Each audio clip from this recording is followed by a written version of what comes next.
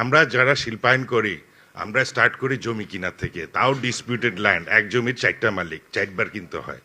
এভাবে জমি কেনাকাটি শেষ করে এসে রড সিমেন্ট বালু নিয়ে খেলাধুলা করি, তারপরে মেশিনের এলসি, তারপরে ব্যাংক ফিন্যান্স, তারপরে গিয়ে একটা ইন্ডাস্ট্রি দাঁড়ায়, ইলেকট্রিসিটি কানেকশন, গ্যাস কানেকশন। অনেক সময় ইন্ডাস্ট্রি করে বসে থাকে আরো 2-4 বছর। এটা হচ্ছে বাস্তবতা। আপনার বাস্কেটে 350টা গার্মেন্টস ফ্যাক্টরি বন্ধ হয়ে গেছে, 50-এর অধিক টেক্সটাইল মিল বন্ধ হয়ে গেছে। এই টেক্সটাইলগুলো এক একটা 1000 কোটি টাকার ইনভেস্টমেন্ট, কিন্তু সে বন্ধ হয়ে গেছে মাত্র 200 কোটি টাকার জন্য। আপনি তাকে রিঅ্যাসেস করেন। আমরা সবসময় রিশিডিউলকে একটা সব মানে ইজি ওয়ে ফরওয়ার্ড মনে করি। রিশিডিউল কি? ব্যাংক তার বুকস ক্লিয়ার করার জন্য রিশিডিউল করে দিচ্ছে, কিন্তু প্রবলেম সলভ করছে না। 6 মাস 2 মাস এরকম করছে। আপনার রিশিডিউলের পাশাপাশি আপনাকে রিফাইন্যান্সও করতে হবে। আপনাকে দেখেন রিফাইন্যান্স করলে ওই ইন্ডাস্ট্রিটাকে দাঁড়াতে পারছে কি পারছে না।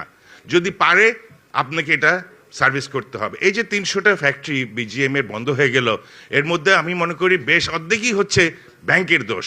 এলসি আসছে, ব্যাক টু ব্যাক করতে পারিনি, তাই না আসিফ ভাই? আপনারা তো সকলেই জানেন যে একটা এলসি বিদেশ থেকে আসছে, বেচারা ব্যাক টু ব্যাক করতে পারেনি, তার আনুষঙ্গিক জিনিসপত্র কিনতে পারেনি, অ্যাক্সেসরিজ কিনতে পারেনি, ডাইস কেমিক্যাল কিনতে পারেনি, ফ্যাক্টরি বন্ধ হয়ে গেল। দোষটা কার?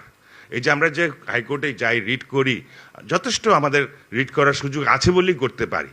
আর এই সব কিছুর জন্য দায়ী হচ্ছে আপনি সময় মতো অর্থায়ন করেন না, সময় মতো আপনি কর্ণপাত করেন না, আপনি দৃষ্টিপাতও করেন না।